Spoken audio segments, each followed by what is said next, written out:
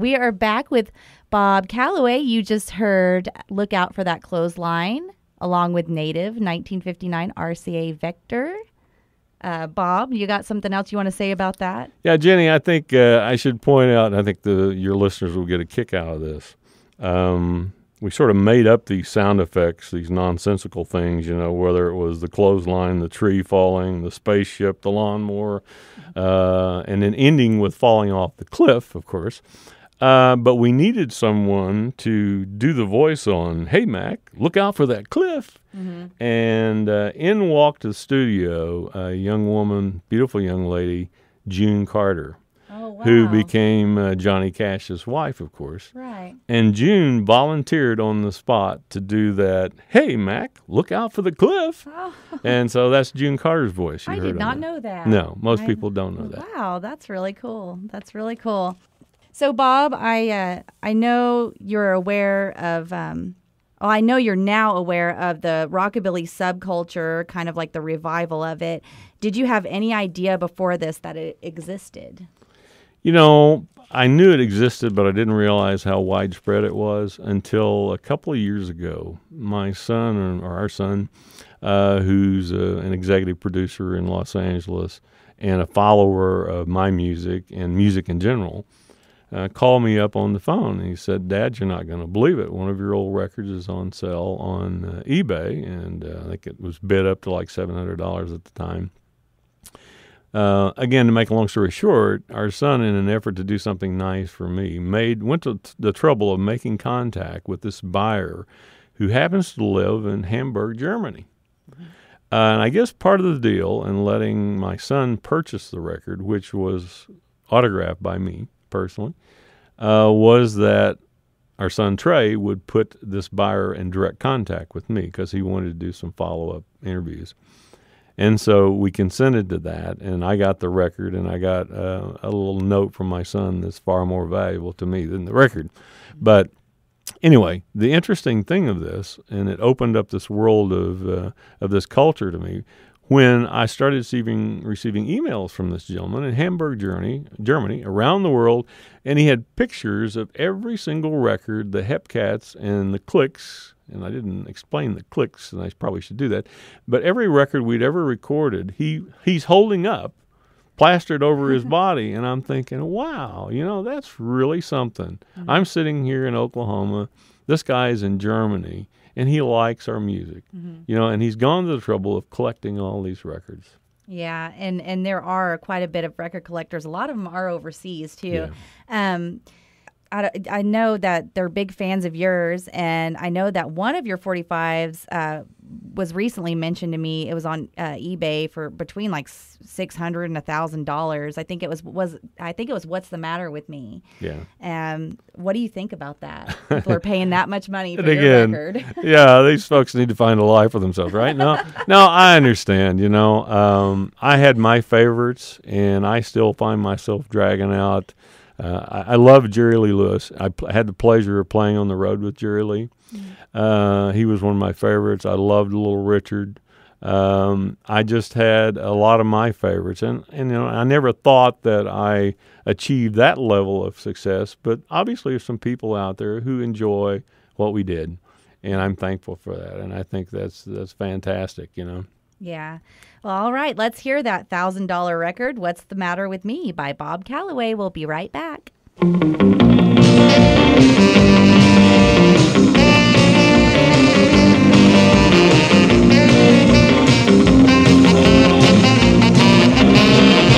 the matter with me, baby? I'm satisfying my soul. Oh, well, I know you love me, baby. Yet I treat you so cold. Well, I know that you love me, yes I do. I wanna tell her where you do. Well, maybe, baby, you'll be mine, and then I won't be the roving kind. Hey, it's plain to see that you were meant for me. Say, you love me, please, and to my heart you hold a key where you pray that I might be untrue. They tell you things I might do. Well, baby, that's not so. Every day I love you more and more.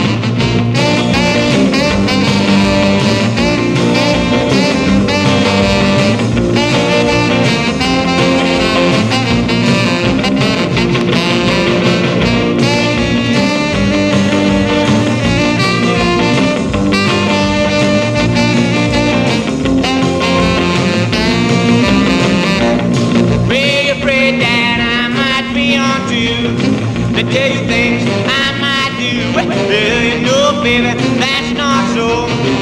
Every day I love you more and more. It's plain to see that you were meant for me, all for me, all for me, all. All right, we're back with Bob Callaway. You just heard What's the Matter with Me. All right, you mentioned earlier the Spiral Hepcats and the Clicks. Tell us a little bit about that separation of the band name. Well, as I mentioned early this evening, Jenny, we started out as the Barbershop Hepcats because we practiced in a barbershop. Mm-hmm. We eventually transitioned into the Spyro Hepcats and dropped the barbershop, of course.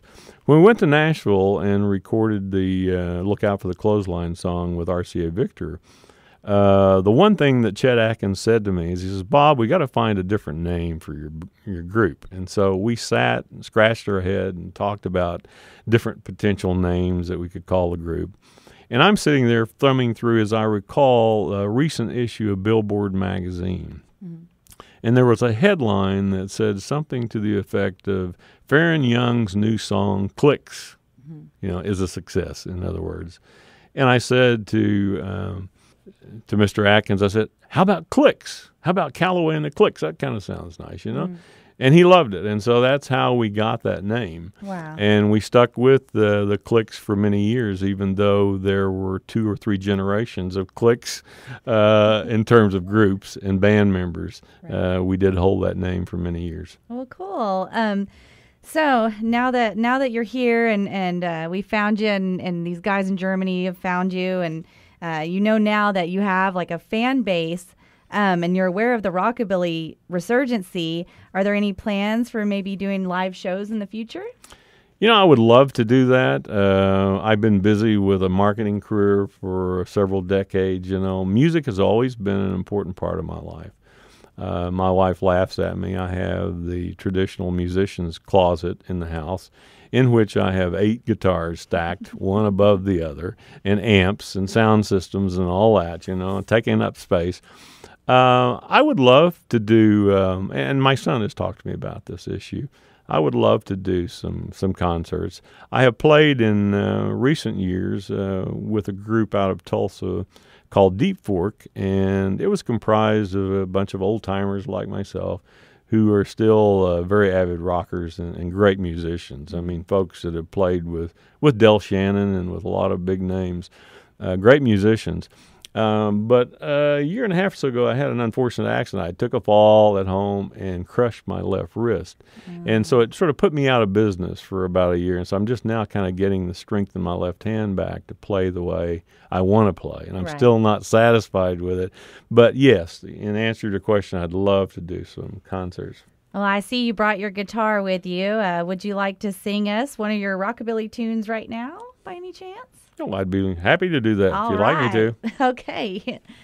All right, here's Bob Callaway live on the radio, y'all. Okay. All right, Jenny, one of the things we haven't talked about a little bit, and I thought I'd do this before I get into any music here, is one of the things I've loved about the 50s rockabilly music as opposed to some of the stuff that's being produced today. And I've already said I love all kinds of music, from classical to country western to even some heavy metal stuff. I like it all. But the things I like about our music from my generation were simplistic lyrics that you could understand, that you could remember, that you could sing along with, and that was important. Number 2 were melodies that were memorable, the kinds of things that in some cases were haunting, in some cases were just, your C, A minor, F kind of progression that you heard in a lot of the slower ballads. And then one of the things that I think also sets that music apart were the riffs that were incorporated in the music. And you could almost tell from the riff which artist was coming. For example,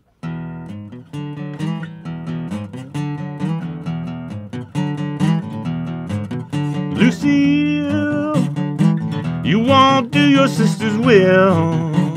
So that was Little Richard, and you heard that riff over and over in many of his faster tunes.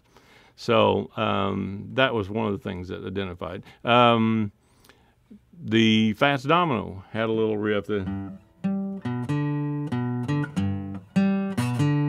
Remember that? So he used that a lot in his slower songs. One of my favorites was done by a gentleman by the name of Del Shannon, and I probably won't do this whole thing, but it went like this.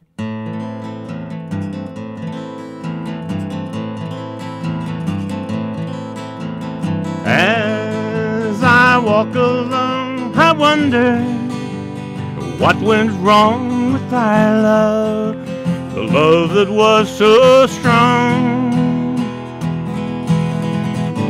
And as I stroll home by, I think of the things we did together while our hearts were young.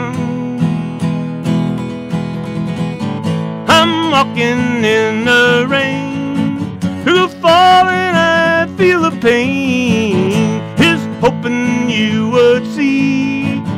And in my misery I wonder,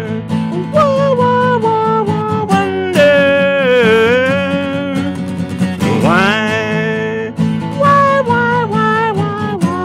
she ran away, and I wonder where she will stay, my little runaway, run, run, run, run, run away, run, run, run, run, run away. Yay! One of my favorite songs. That is a really, really good song. Well, thank you for playing for us. That was really neat. When was the last time you recorded a song? You know, I haven't recorded of late, but I've written a couple of new songs. Really? One that was based on a saying that my grandfather used to mention to me, and he was a farmer. And I remember asking my grandfather's story, you know, how are things going, Granddad? Are you busy these days? And he said, Bob, I'm so dadgum busy, I'm honking my horn at my own taillights. And so I wrote a song around that. And so I hope to record it in the future. Oh, I hope you get to, too. I can't wait to hear it if you do. Well, I'd like to thank you for joining us at the Juke Joint. I'm so glad you're able to be here today. Is there anything you'd like to say to all the rock and rollers out there? No, I just open your minds to a lot of music and keep listening to the rockabilly music. I think it has a lot to offer. And I'm ready and willing to join up with other rockabilly artists anytime, any place, anywhere. Like T.J. Mays? Like T.J. Mays. Yeah, I'm hearing great things about him and the Riptide. Yeah. All right. Well, thank you again. I really appreciate you being here. My pleasure, Jenny. Right, thank you. Thanks. All right. Thank you, Bob Callaway. All right. Coming up next, we got another Bob Callaway song, 1960, Wake Up, Little Boy Blue. Let's hear it. The sheep's in the meadow and the cow's in the corn. Little boy blue, come blow your horn. Wake up, little boy blue. Wake up, little boy blue. Well, he was out all night at a rock and roll show, swinging with the music just a ran to go. He didn't get in till 8:30. Molly was the wood, 'cause he was late. Wake up, little boy blue. Wake up, little boy blue. Let's wake up now.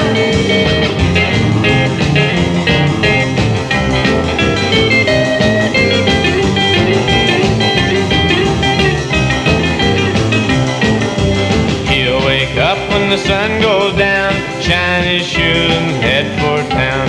Molly be waiting at her front gate. Hurry up, we'll be late. Wake up,